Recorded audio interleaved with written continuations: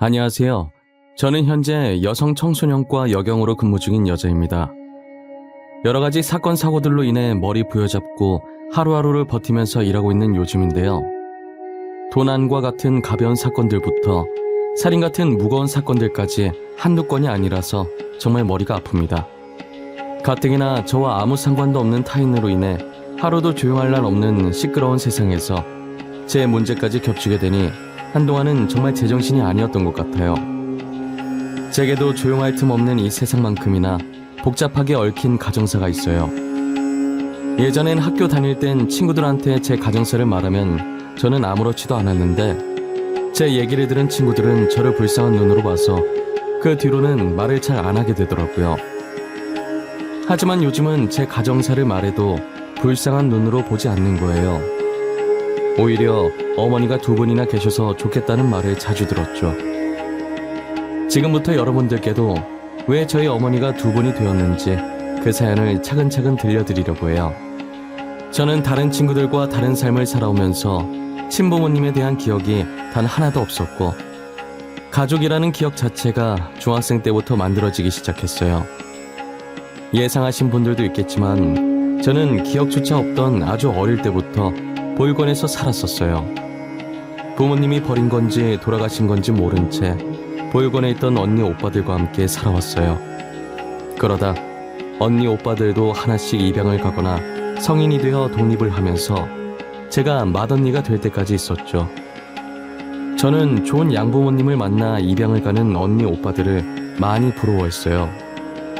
사실 저도 8살 땐가 9살 때쯤 다른 집에 입양을 한번 갈 뻔했었다가 양부모님이 저를 데리고 가기도 전에 파양을 당하는 바람에 다시 무산된 적이 있었어요.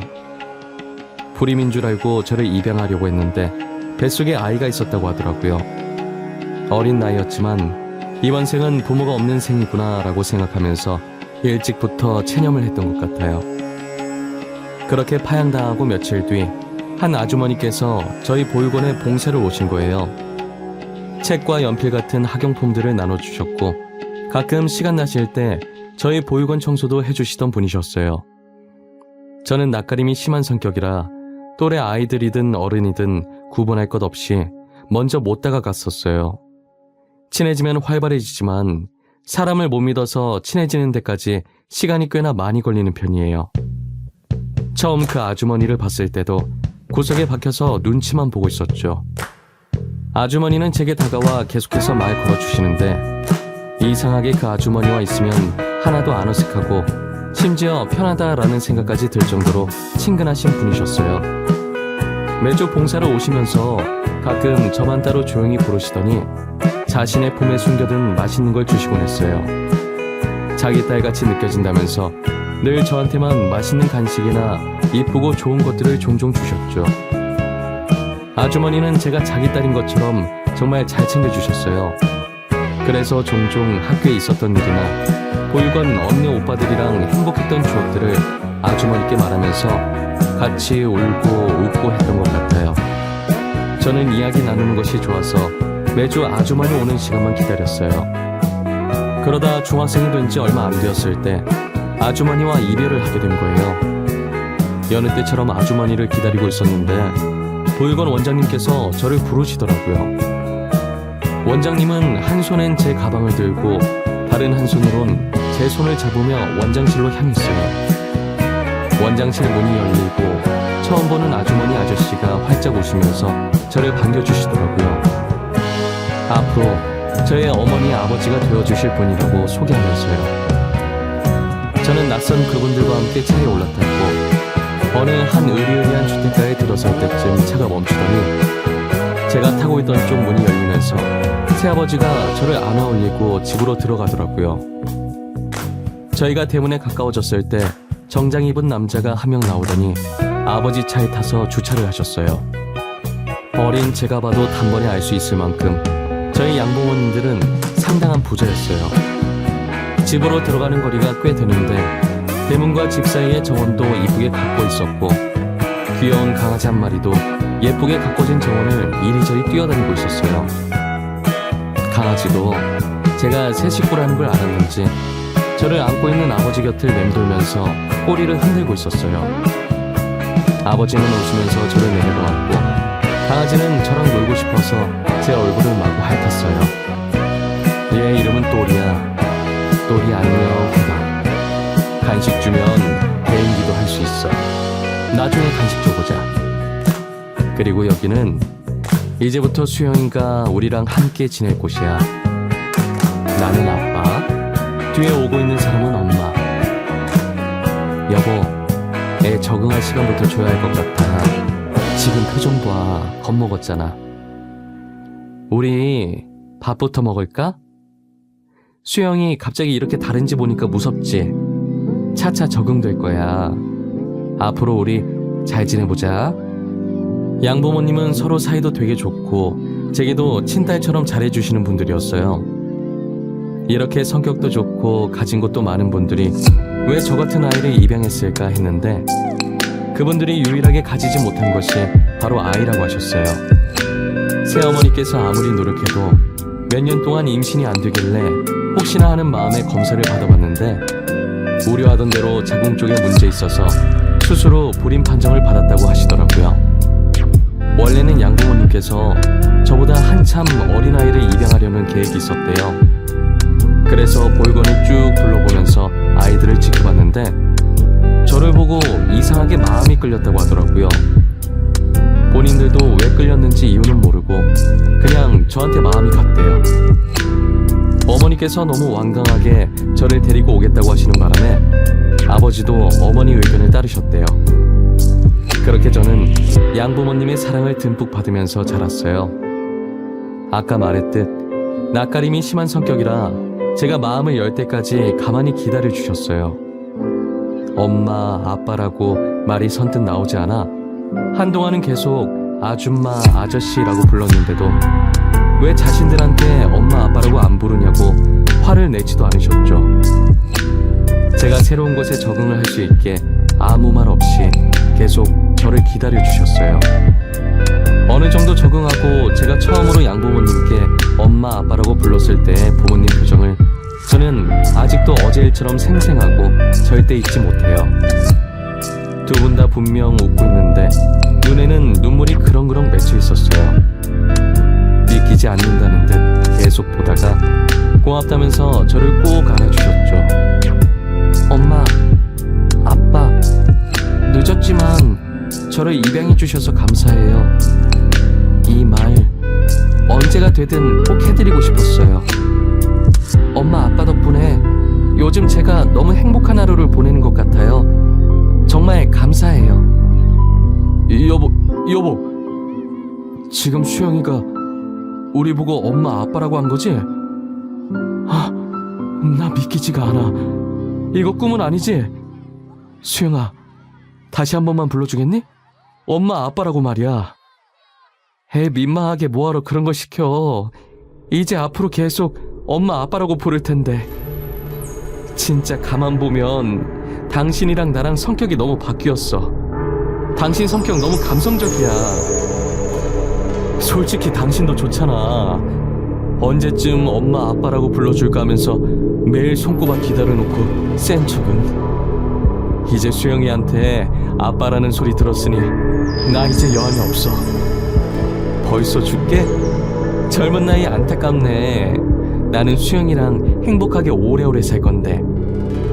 부모님께서 올랑말랑한 표정을 지으실 땐 어떤 반응을 보여야 할지 몰라서 우물쭈물거렸는데 이렇게 금세 평소처럼 돌아가 장난치는 모습을 보니 웃기고 귀여워서 몰래 피식하고 있었어요. 저희 부모님은 늘 고등학생처럼 이런 식으로 유치하게 투닥거리면서 재미나게 사셨어요. 매번 어머니께 일방적으로 당하는 건 마음 여린 아버지지만요. 저희 부모님은 제 말이라면 꿈뻑 넘어가시는 분들이세요. 간혹 혼자서 뭐가 먹고 싶다고 조용히 중얼거리면 둘 중 한 분이 벌떡 일어나서 사오고 나셨죠. 제가 괜찮다고 말리기도 전에 겉옷을 입고 나가버리실 정도로 제 일이라면 누구보다 빠르게 나서세요. 아무래도 부모님께서 돈이 많으시니 제가 하고 싶다는 게 있다면 무조건 다 해주셨어요. 처음 가져본 부모님의 처음 받아보는 지원이다 보니 하고 싶은 것들이 많더라고요. 발레가 하고 싶다고 하면 발레학원에 등록해주고, 요리하고 싶다고 하면 요리학원에 등록해주고, 제가 며칠 만에 질려서 안 가겠다고 해도 쓴소리 하지 않으시고 이것저것 다 해보라고 하셨어요.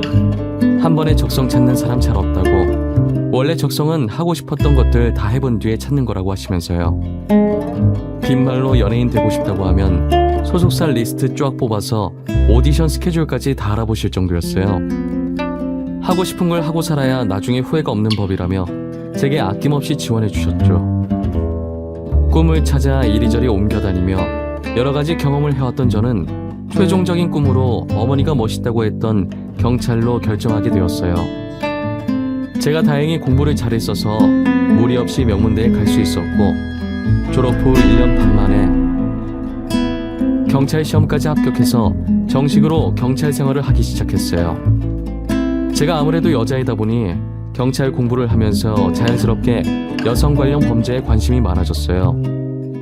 그래서 고민도 없이 여성 청소년과로 지원하게 되었고, 저희 과에서 일어난 사건들은 제 일처럼 생각하며 열심히 범인을 잡으려고 노력했어요. 피해자분들이 얼른 편히 발 뻗고 주무실 수 있게 제가 야근을 하기 일쑤였죠. 평소처럼 야근하고 선배가 부탁했던 자료들 선배 자리에 두면서 수사 일지가 올려져 있길래 살짝 봤는데, 남편에게 맞아서 신고 들어온 건수가 생각했던 것보다 많더라고요. 피해자가 제출한 증거 사진들을 보고 있으면 같은 여자로서 너무 화가 났어요. 저는 아예 자리를 잡고 계속해서 수사 일지를 넘겨보고 있었어요. 한참 보고 있는데 제 귀에 대고 누군가가 뭐하냐고 말하더라고요. 갑자기 들려오는 목소리에 너무 놀라서 저도 모르게 선배 얼굴을 주먹으로 쳐버렸어요. 선배인 걸 확인하고 죄송하다고 머리를 얼마나 숙였는지 몰라요. 선배는 괜찮다고, 놀래킨 건 자기라고 맞아도 싸다고 웃어주셨어요. 선배들 다 집에 간 줄 알았는데 자리 주인이었던 선배가 아직 퇴근 안 하고 남아있었던 거예요. 제가 열심히 하는 걸 알아서 그런지 수사 일지 가지고 가서 제 자리에서 보라고 하시더라고요. 자기도 지금 자리에 앉아서 할 일이 있다고 하시면서요. 저는 죄송하다면서 선배 자리에서 일어나 수사 일지를 들고 제 자리로 돌아왔어요. 마저 보고 있는데 2년 전에 일어났던 사건의 피해자 사진이 어딘가 모르게 굉장히 낯익더라고요. 분명 어디서 본 것 같아 기억을 더듬어 보는데 보육원에 봉사 왔었던 아주머니신 거예요. 잠깐만, 이분이 왜 여기에 있지? 분명히 아주머니 맞는데? 너 뭐 보고 그렇게 놀라는 거냐? 왜 혼자서 궁시렁궁시렁거려? 아, 이거? 왜? 혹시 네가 아는 사람이야? 피해자, 가해자 둘 중 누구라는데? 피해자요. 예전에 제가 알고 지내던 아주머니시거든요. 근데 이분이 왜 여기 있어요? 가해자한테 어떤 식으로든 피해를 받았으니까 여기에 있는 거겠지? 다른 분들이랑 똑같아. 가해자인 남편은 지금 교도소에 가 있고, 이분도 참 딱하신 분이야. 참 착하신 분이셨는데 집에서는 왜 이런 대우를 받고 계신 건지. 언젠간 아주머니를 다시 만나고 싶다는 생각을 종종 한 적이 있긴 하지만 이렇게 마주할 줄은 몰랐어요. 제 기억 속 아주머니는 한없이 다정하고 착하신 분이셨는데 왜 이런 일을 당하신 건가 안타까웠어요. 아주머니 사진을 빤히 보고 있으니 가슴 깊숙한 곳에서 울컥하는 감정들이 올라왔어요. 아주머니 남편 되는 사람은 몇 년 전에도 한번 아주머니를 때리고 징역을 산 적이 있더라고요. 진술한 것 보니 출소하고 얼마 안 돼서 아주머니를 보니 괘씸한 마음에 또 손이 올라갔던 것 같아요. 결국 아주머니 남편은 이렇게 주민들의 신고로 또다시 징역을 살게 되었고요. 출소일이 언제인지 보니까 얼마 안 남아서 혹시나 또 이런 일을 당하시게 될까 걱정이었어요. 저는 한 달 동안 야근에 찌들어 있다가 오랜만에 정시 퇴근하고 집에 가는 길이었어요. 정말 간만에 정시 퇴근이라 신나서 손을 바지 주머니에 꽂고 콧노래를 부르며 가고 있었어요. 사람 구경하고 차 구경하면서 천천히 걷다가 길 건너려고 신호를 기다리고 있었는데 제 반대편에서 아저씨가 갑자기 어떤 아주머니께 달려가더니 퍽치기를 하고 튀어버린 거예요. 신호 바뀌려면 아직 멀었고 범인 잡으려고 무작정 뛰었다간 저 때문에 운전자들이 피해볼 것 같아서 이러지도 못하고 저러지도 못한 채 발만 동동 구르고 있었어요. 저는 신호가 바뀌자마자 아저씨가 뛰어갔던 방향으로 미친 듯이 뛰어갔어요. 사건 현장이 멀리 있었고 신호 바뀌는 동안 아저씨가 자취를 감춰버려서 도저히 잡을 수가 없었어요. 저는 다시 현장으로 돌아와서 119에 전화를 했고 아주머니 상태를 살폈어요. 머리 쪽에서 피가 나길래 얼마나 다쳤는지 상태 확인하면서 아주머니 얼굴을 봤는데 제가 있던 보육원에 봉사 오시는 그 아주머니신 거예요. 얼굴을 확인하는 순간 너무 놀라서 정신이 멍해지더니 머리가 새하얘지더라고요. 그때 갑자기 아주머니의 사건 일지가 생각났고 아주머니 남편의 출소일이 생각났어요. 휴대폰으로 날짜를 확인해보니 바로 전날 출소를 했더라고요. 저는 아주머니를 이렇게 만든 사람이 남편이라는 걸 본능적으로 직감했어요. 아무런 기척 없는 아주머니의 볼을 살짝 치면서 눈 떠보라고 했지만 머리에 충격을 받아 의식을 완전히 잃으셔서 눈을 떼실 리가 없었어요. 얼마 지나지 않아 구급차가 도착해서 아주머니를 옮기고 뒤이어 제가 타려고 하자 대원이 제지하길래 경찰이라고 경찰증을 보여준 후에 같이 동승해서 병원으로 향했어요. 제가 환자분 상태를 쭉 봤는데요. 혹시 같이 오신 분은 신희경 환자분 보호자신가요? 아니요, 보호자는 아니고 사건 현장을 목격한 목격자이자 경찰입니다. 제가 보호자께 상태 전달할 테니 환자 지금 어떤지 저한테 말씀해 주실 수 있을까요? 눈으로 봤을 땐 심각한 정도는 아니고요. 머리도 크게 다치지 않아서 걱정할 정도는 아니긴 한데 혹시 모르니 정밀검사를 받아보시는 게 어떨까 싶네요. 입원 수속 밟고 오시면 바로 진행하도록 하겠습니다. 그럼 제가 바로 입원 수속 밟을 테니 정밀검사 좀 부탁드릴게요. 감사합니다. 의사가 겉면으로 봤을 땐 심하게 다친 것 같진 않아 보인다며 혹시 모르니 정밀검사를 하자고 하더라고요. 일단 알겠다고 하고 입원 수속을 하려고 아주머니 겉옷주머니에 있던 지갑을 들고 와서 데스크로 갔어요. 저는 지갑에서 아주머니의 주민등록증을 꺼내서 간호사분께 드렸어요. 그런데 주민등록증을 꺼냄과 동시에 낡은 사진 한 장이 같이 떨어지더라고요. 뒷면이 위로 가게 떨어져 있었는데 삐뚤빼뚤한 글자가 한 줄 적혀 있었어요. 주워서 보니 사랑하는 딸과 처음으로 찍은 사진이라고 적혀 있더라고요. 저는 다시 지갑에 넣어드리려고 아무 생각 없이 사진을 앞면으로 돌렸어요. 주민등록증에 있던 자리에 그대로 다시 넣고 있는데 사진 속에 있는 아이 얼굴이 눈에 들어오더라고요. 아이의 얼굴을 보고 지갑을 떨어뜨리면서 저도 모르게 짧게 소리를 지르고 양손으로 입을 막았어요. 제 목소리에 놀란 주변 사람들은 다 저를 쳐다봤고 저는 눈치를 보면서 다시 지갑을 주워들었어요. 떨리는 손으로 사진을 다시 봤는데 눈 비비고 다시 봐도 사진 속에 웃고 있는 아이는 저더라고요. 아주머니와 친해지고 나서 둘이서 산책하면서 보육원 근처에 핀 벚꽃을 구경하다가 자신과 사진 한 장만 같이 찍어줄 수 있냐고 하길래 흔쾌히 알겠다고 하고 찍어줬던 사진이거든요.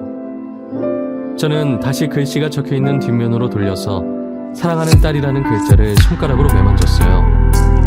그러니까 정리하면 사진 속에 있는 사람은 저와 아주머니이고 아주머니가 사랑하는 딸과 찍은 사진인데 거기에 제가 있으니 제가 아주머니의 딸이라는 말이잖아요. 기억에도 없는 제 친모모님 중 한 분이 아주머니였다는 게 믿기지 않았어요.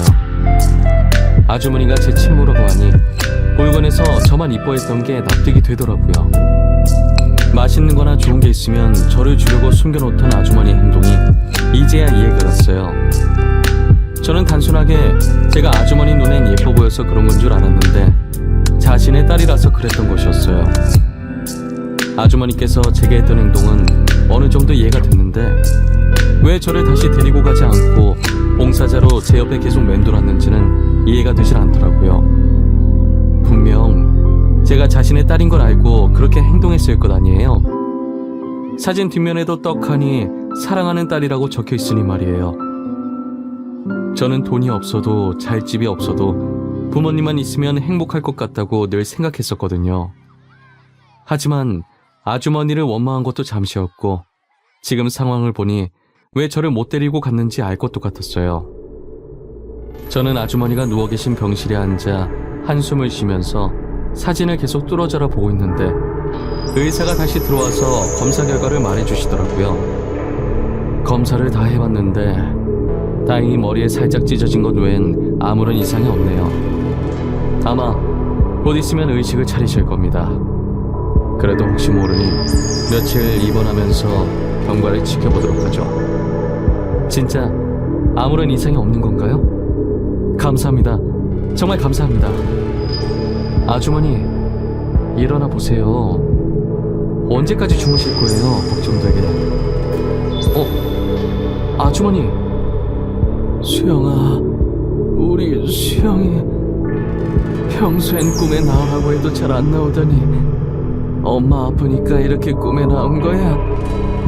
우리 딸 때문이라도 정신 차려야겠네. 아주머니는 의사가 나가고 얼마 안 지나서 바로 눈을 뜨셨고 바로 저를 알아보시더라고요. 살이 많이 빠져서 그때랑 얼굴이 조금 바뀌었는데도 핏줄이라 그런지 한 번에 알아보셨어요. 아직은 정신이 완전히 돌아온 게 아니라서 꿈인 줄만 알고 계시더라고요. 힘이 없어서 제대로 들지도 못하는 팔을 뻗어서 제 얼굴을 매만지며 딸이라고 말하는 거예요.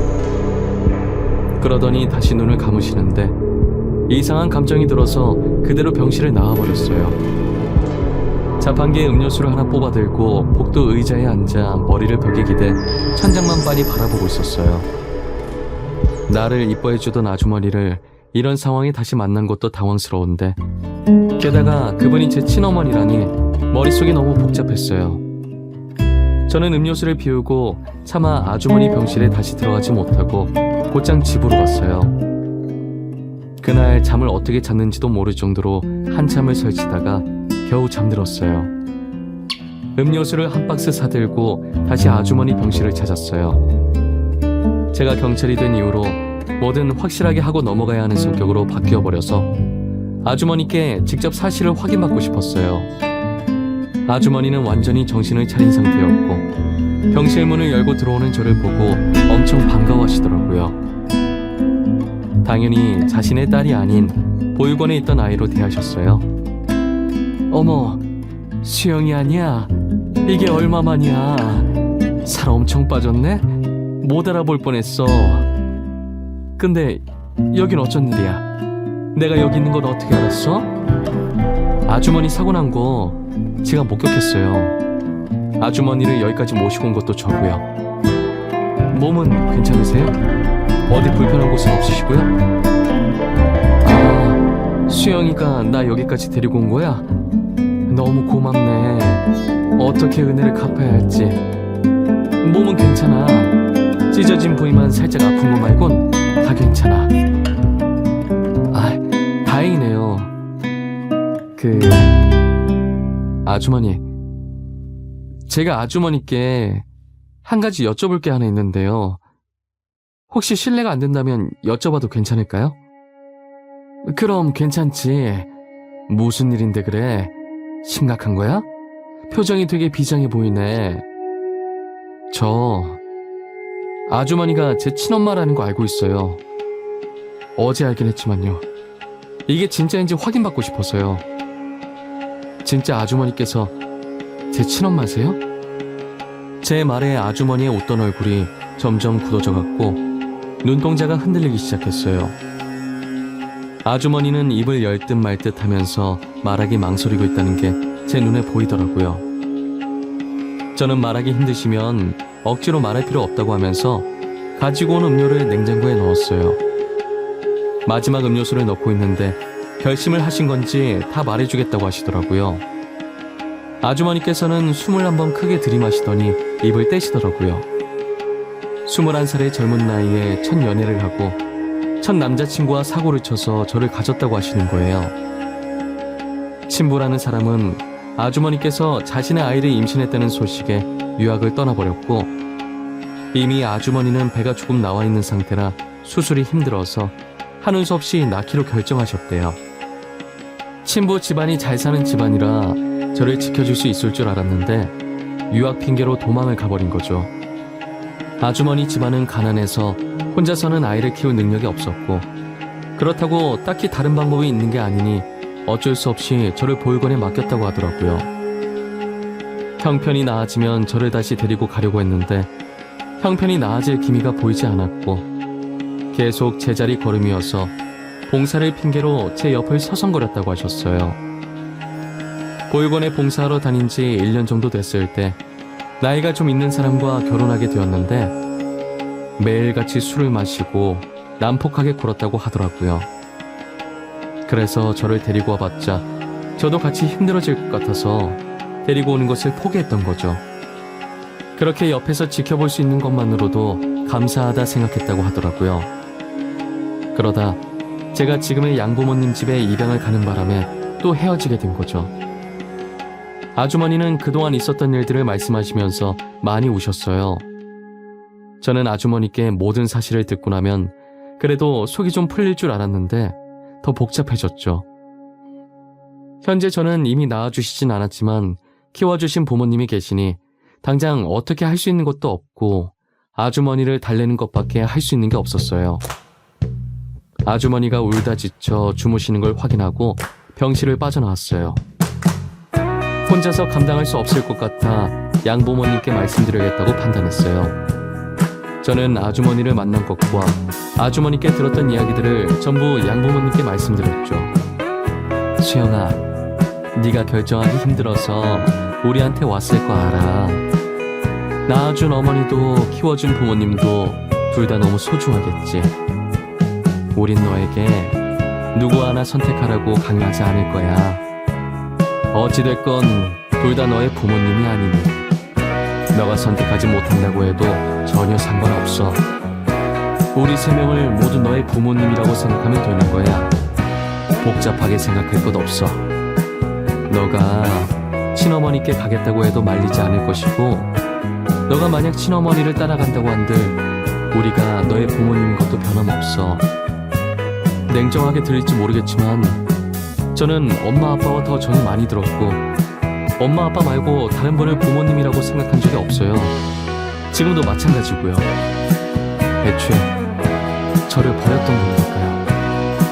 버렸다고 말하면 안 돼. 어머니도 어쩔 수 없이 그랬던 거잖니. 그런 말하면 안 되는 거야. 그리고 지금 어머니 집에 돌아가봤자 똑같이 당할 것 같은데 우리 집으로 모시는 게 어떠니? 그래, 어머니 우리 집으로 모시는 게 낫겠다. 개원했다가 또 당하면 어떡해. 저희 부모님은 남는 방 있다고 선뜻 어머니를 모시고 오라고 하시더라고요. 친어머니와는 남인 부모님도 이렇게 마음을 쓰시는데 제가 너무 어리석었다고 생각했어요. 제가 눈물을 흘리니까 이렇게 이쁜 딸 낳아줘서 고맙다는 건네가면서 울지 말라고 하더라고요. 태어나게 되면 꼭 집으로 데리고 오라고 신신당부를 하셨어요. 그리고 저는 부모님 말처럼 친어머니를 퇴원시키고 저희 집으로 데리고 왔어요. 친어머니는 못 들어가겠다고 입구에서 버티고 계셨고 양어머니께서 들어와도 괜찮다며 친어머니 팔을 잡고 끌어서 억지로 데리고 왔어요. 현관에서 신발도 못 벗고 안절부절 못하며 서 있자 양어머니는 그런 친어머니를 보고 따스히 안아주면서 그동안 고생 많았다고 이제 짐 덜어놓으시라고 하셨어요. 양어머니의 말에 친어머니는 눈물을 흘리셨고 친어머니 우는 소리에 양어머니도 같이 우셨어요. 앞으로는 이곳에서 계속 지내시라고 집에 다시 가실 필요 없다고 하셨죠. 친어머니가 양어머니를 품에 떼어내고 무슨 소리 내는 듯 쳐다보니 양어머니가 살짝 웃으시더라고요. 앞으로 여기서 저희랑 같이 지내면 돼요. 조만간 이혼 처리되실 거예요. 그리고 그 나쁜 놈 숨어서 못 잡고 있다면서요. 그놈 어디 있는지 저희 남편이 찾았어요. 곧 잡힐 거예요. 아니 어떡해. 너무 감사해서 어떡해요. 이 은혜를 어떻게 갚아야 할지. 이미 충분히 갚으셨어요. 저희 이쁜 딸 낳아주신 것만으로도 너무 감사하죠. 오히려 저희가 어머님께 갚아야 하는 걸요. 그러니 어머님 집이라 생각하고 편히 계세요. 그렇게 저희 부모님과 저 그리고 친어머니까지 한 집에서 같이 살게 되었어요. 친어머니는 이대로 빌부터 살 수 없다고 집안일을 자처하시더라고요. 부모님이 괜찮다고 말려도 봤지만 친어머니께서 너무 완강하게 나오셔서 어쩔 수 없이 그렇게 하라고 했어요. 그렇게라도 해야 마음이 편하시겠다면 말리지 않겠다고 하시면서요. 그래도 친어머니 몰래 어머니께서 집안일 몰래 해주시고 계세요. 친어머니 그렇게 만든 나쁜 놈도 잡아서 이혼시키고 교도소에 넣었고요. 아마 저희 부모님이 없었다면 친어머니는 여전히 나쁜 놈한테 다 하고 있었을 거예요. 저도 그놈 찾아다니느라 똥줄 빠졌을 거고요. 이제 정말 모든 것이 끝난 것 같아요. 저희는 지금 4명이서 한 가족처럼 잘 지내고 있어요. 부모님도 친어머니도 제게 정말 잘해주시죠. 어머니가 2명이 계시니 얼마나 든든한지 몰라요. 예전엔 부모님 없다고 불쌍하게 봤던 친구들도 이제 부모님이 3명이라고 부러워하죠. 좋은 게 좋은 거라고 뭐든 좋은 쪽으로 생각하려고 해요. 어차피 부모님들도 서로 잘 지내고 하니까요. 저의 긴 이야기는 여기서 끝을 내보려고 합니다. 만날 사람은 언젠간 만난다고 저는 친어머니를 이렇게 만나게 됐네요. 여러분들도 잃어버렸던 인연이 있으시다면 언젠간 저처럼 다시 만나게 될 날이 올 거예요. 그날까지 늘 희망을 잃지 않고 건강하게 지내셨으면 좋겠습니다.